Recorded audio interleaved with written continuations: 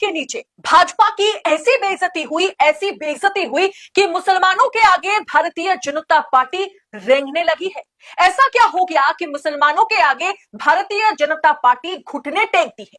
दरअसल दोस्तों बताऊंगी आगे आपको पूरा माजरा क्या है, तो आखिर तक वीडियो में बने रहिए। चोट वोट की लगी, डर लगने लगा, अब मुसलमान हमें भला भला सा लगने लगा। चोट सिर्फ वोट की नहीं लगी, जिस इंटरनेशनल दबाव में मोदी जी है उसके बारे में आपको क्या कहे दोस्तों। मोदी जी पर भयंकर इंटरनेशनल प्रेशर है। मोदी की भारतीय जनता पार्टी की सरकार या भारतीय जनता पार्टी एक तरीके से उत्तर प्रदेश में, महाराष्ट्र में जिस खूनी खेल में लगी हुई है, हिंदू मुसलमान करने में लगी हुई है, जुम्मा और होली करने में लगी हुई है, शिवाजी महाराज और औरंगजेब करने में लगी हुई है, ये पूरी दुनिया देख रही है।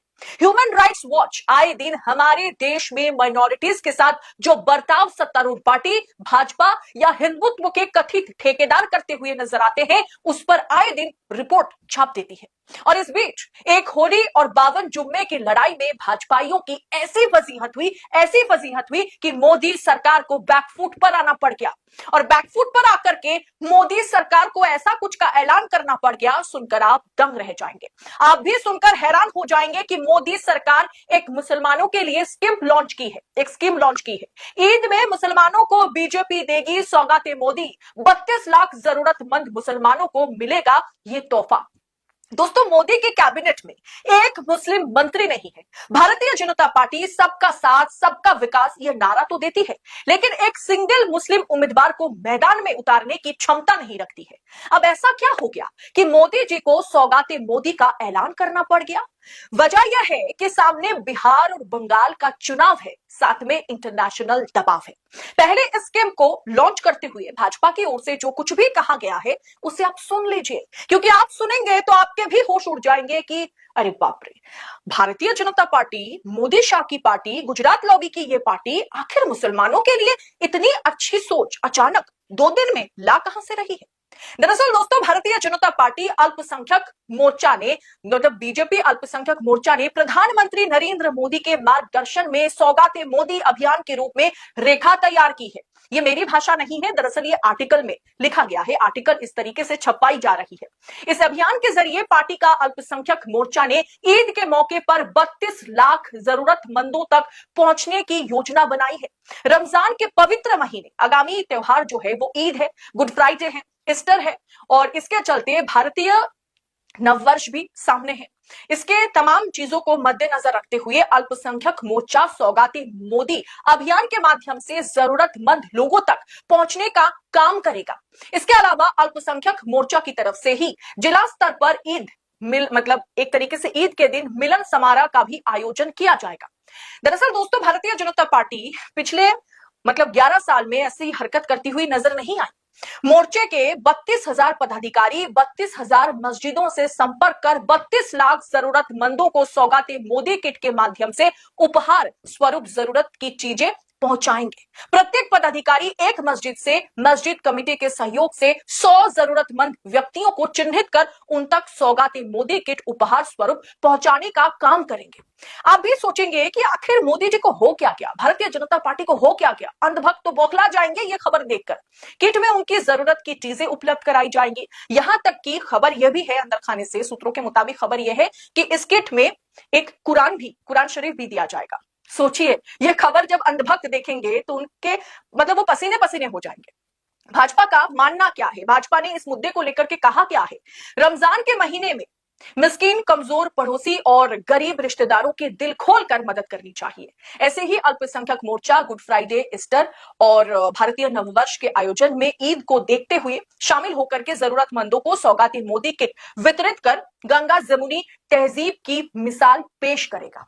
भारतीय जनता पार्टी की ओर से यह भी कहा गया है कि प्रधानमंत्री नरेंद्र मोदी के सफल नेतृत्व में भारत सबका साथ सबका विकास सबका विश्वास, इसी की रणनीति पर आगे बढ़ रहा है। मोर्चे के 32,000 पदाधिकारी 32,000 मस्जिदों से संपर्क कर 32 लाख जरूरतमंदों को सौगाते मोदी किट पहुंचाने का काम करेंगे। अब दोस्तों जरा सोचिए, मस्जिद के नीचे तो मंदिर ढूंढने की होड़ लगी हुई है। 32,000 मस्जिदों के एक तरीके से मस्जिदों के तमाम लोगों से संपर्क किया जाएगा ताकि जरूरतमंद तक कहीं ना कहीं सौगाती मोदी किट पहुंचा सके भारतीय जनता पार्टी के पदाधिकारी। लेकिन जिस देश में हर मस्जिद के नीचे मंदिर ढूंढने के लिए हर रोज कोर्ट में, पुलिस थाने में एफआईआर दर्ज हो रहे हैं, शिकायतें दर्ज हो रही है, मामला कोर्ट में रजिस्टर किए जा रहे हैं, उस देश में अचानक ऐसा क्या हो गया कि 32,000 मस्जिदों से संपर्क करके 32 लाख मुसलमानों को, जरूरतमंद मुसलमानों को सौगातें मोदी किट पहुंचाने के लिए भारतीय जनता पार्टी इतनी उत्सुक हो गई है। वो पार्टी जो एक मुस्लिम उम्मीदवार को मैदान में उतरने का भी क्षमता नहीं रखती है।